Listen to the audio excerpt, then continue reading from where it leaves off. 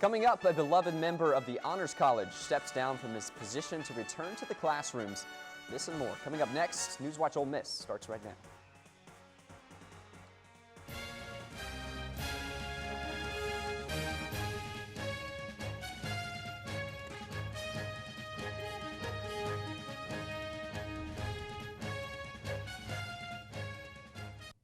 Good evening and thank you for tuning into Newswatch Ole Miss. I'm Matthew Hendley. Douglas Sullivan Gonzalez is stepping down as the Dean of the Sally McDonald Barksdale Honors College. Sullivan Gonzalez is known as DSG among Honors College students.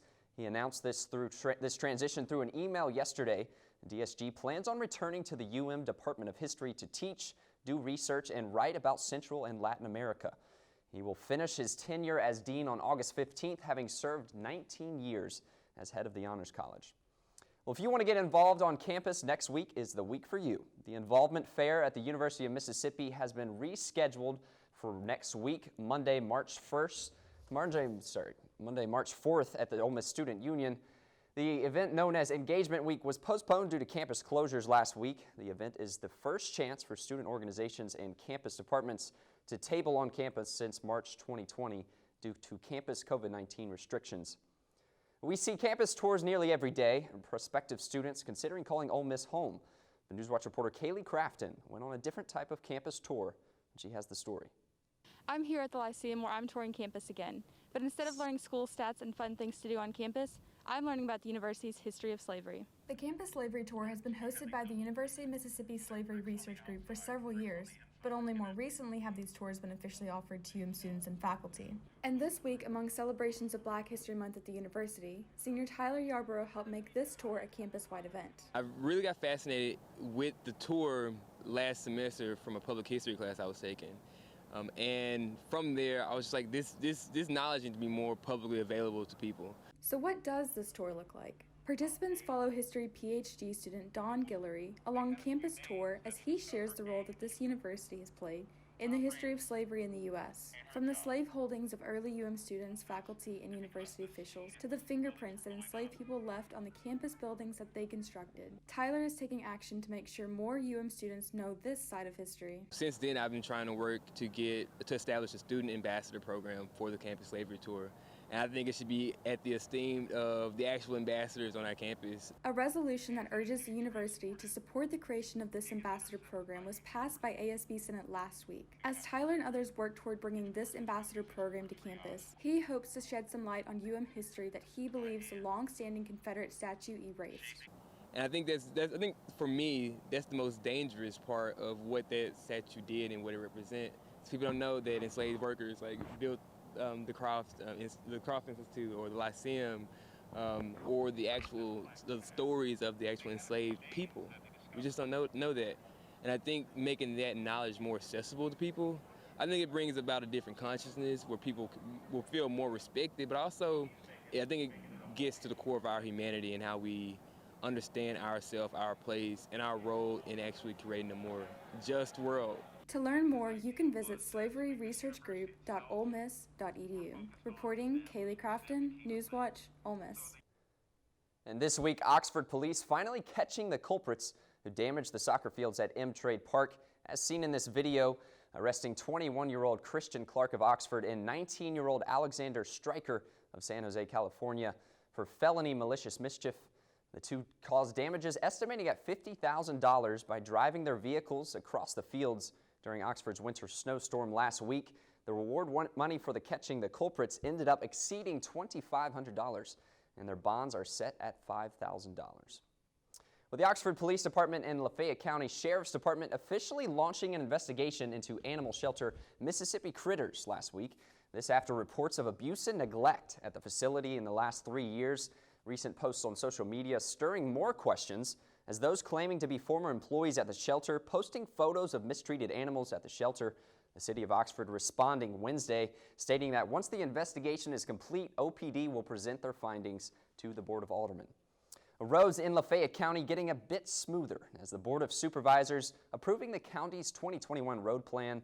23 roads, including this one, will be resealed or repaved with new asphalt through 2024. Supervisor Mike Roberts saying the road plan may be altered once the damage from last week's winter storm is fully assessed. We'll let you know if any of the roads are added to the list. Well, Oxford's most page-turning conference is becoming the most page-scrolling again this year. The Oxford Book Conference is going online for the second year in a row on March 8th. The event, put on by the Center for the Study of Southern Culture, is in its 27th consecutive year and will feature a slate of online panels and conversations. Square Books will also host live readings from the 8th until the 12th, and those interested can RSVP online at oxfordconferenceforthebook.com. Leah Blevins is next with your weekend forecast. You think getting dumped by text is harsh? Try getting dumped by a tennis ball. My ex-owner drove me out to the woods, yelled fetch, and by the time I brought the ball back, he was gone. Yeah, I was pissed. But the folks at the shelter helped me let go of my anger. I learned coping skills, like taking it to the hole. Boom! Now I'm ready to fetch again. But how about I throw and you run and get it?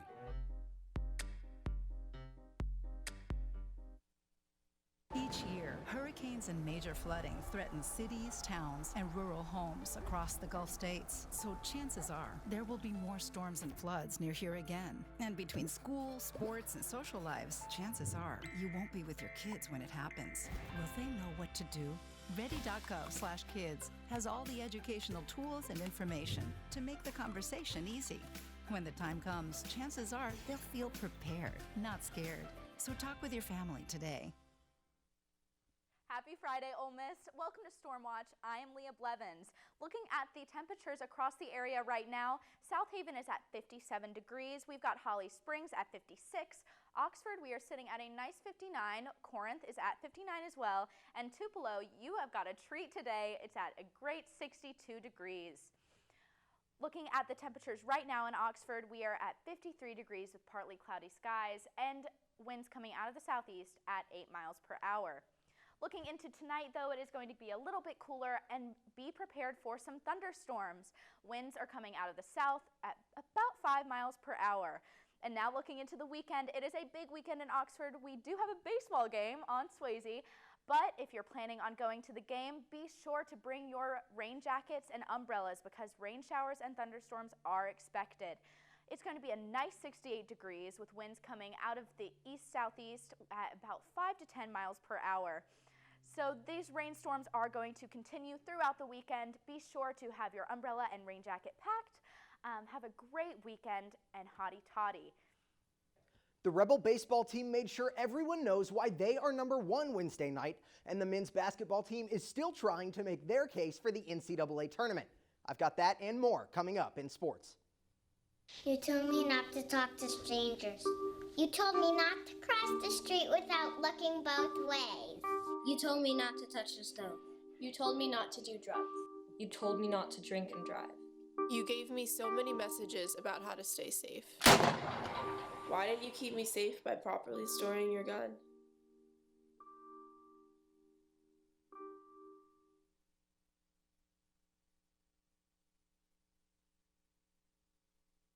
I am a nurse, a firefighter, a college student, a mother, and I am an American soldier.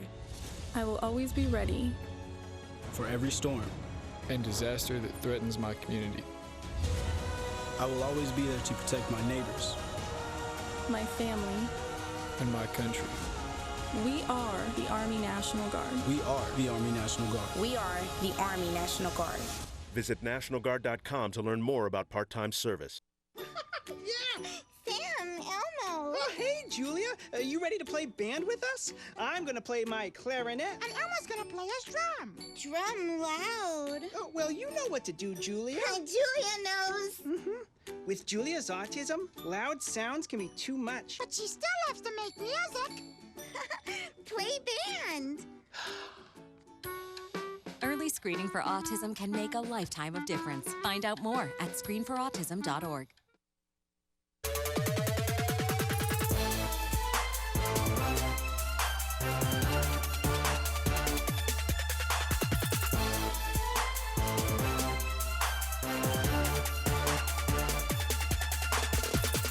8th-ranked Rebel baseball team opened up their home slate with a dominant 12-1 victory over Arkansas State on Wednesday. But even Coach Bianco had to recognize that the Red Wolves gave them a little help.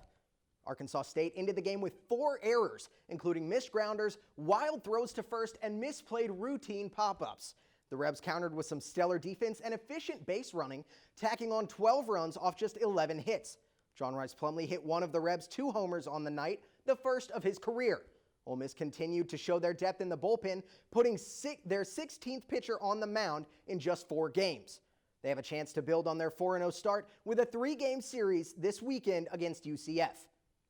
Taking it over from Swayze to the Pavilion, Coach Davis's basketball squad improved their record over ranked teams to 3-0 on the season after completing a 2-game season sweep of Missouri on Tuesday night. Ole Miss knocked off the ranked Tigers twice and upset number 10 Tennessee earlier in the year, which makes their case for the NCAA tournament a strong one. Ole Miss has 3 more games before postseason play. They travel to Vanderbilt tomorrow, host Kentucky on Tuesday, and this week the SEC announced an additional game against Vandy for next Saturday. A 3-0 record to end the regular season and at least 1 win in the conference tournament would almost certainly ensure Ole Miss a spot in March Madness. Keeping it on the court, Coach Yo's women's team went to Columbia, South Carolina yesterday afternoon to take on the 5th-ranked Gamecocks. The Rebs hung with them early, down just 6 at the end of the first, but it quickly became apparent that they just couldn't keep pace with the explosive South Carolina offense as they fell 68-43 despite 22 points from Shakira Austin, which put her at 1,000 points in her Rebel career. Ole Miss will finish the regular season in Lexington on Sunday as they look for a season sweep of the Kentucky Wildcats. But it wasn't all negative for Coach Yo's squad this week. The SEC announced its all-conference community service team on Thursday, and it included the entire Ole Miss women's squad. Their work in the community has included joining the fight against racism, and it was the first team to reach 100% voter registration. Now serving it over to the tennis court, both the Rebel men's and women's teams have a daunting weekend ahead. The men's squad opens up their weekend play on the road against 12th-ranked Georgia this afternoon before heading to take on number 3 Tennessee in Knoxville on Sunday. The women's team will be staying here in Oxford and welcomes the 3rd-ranked Bulldog women's team tonight and the number 20 Lady Volunteers on Sunday. Both teams are coming off sweeps from last weekend, and they're going to need that momentum to survive the power-packed weekend ahead. And finally, back to the Diamond, the Ole Miss softball team is in Texas this weekend for the Lone Star Classic. They're looking to build on their 2-3 record with a doubleheader today against UConn and Baylor, another doubleheader against Sam Houston and Texas State tomorrow, and finally a matchup with 7th-ranked Texas on Sunday. This tournament will round out a 14-game road trip that started the season, and the Rebs will finally be back home Wednesday to host North Alabama. That's all for sports. Make sure to follow us on Twitter at Newswatch_UM and on Instagram at Newswatch Ole Miss for the latest sports updates. Matthew, back to you. Well, a member of the Newswatch family is leaving us. Today we honor her for her work and dedication to our staff and talent when we return. I just found out my work party is a +1. You want to go? This is my boss, Ella. Nice to meet you, Greg. You're welcome. Nope, I'm high. But I'll clean the kitchen while you're gone. You're already making good decisions when you're high. Pool party at Jesse's. Can you drive? I'm toasted. Nope, I'm high. But I can order us a ride. Don't make an exception when it comes to driving. If you feel different, you drive different. We are Ole Miss Rebels. As Mississippi's flagship university, we dig deeper, see farther, work harder. We pioneered human organ transplants. We helped prove Einstein's theory of gravitational waves. We are distinguished as a Carnegie R1 top 2.5% research institution. We are Ole Miss, transforming lives and the world.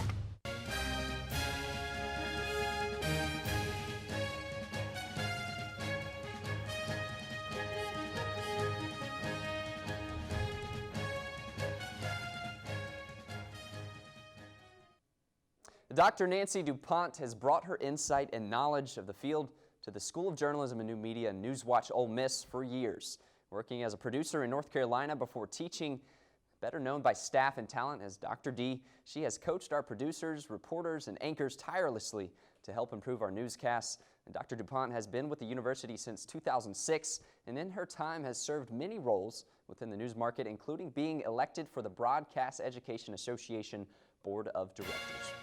That's all we have for today. Thank you for tuning in to Newswatch Ole Miss. Make sure to follow all our social media pages for all updates. I'm Matthew Hendley.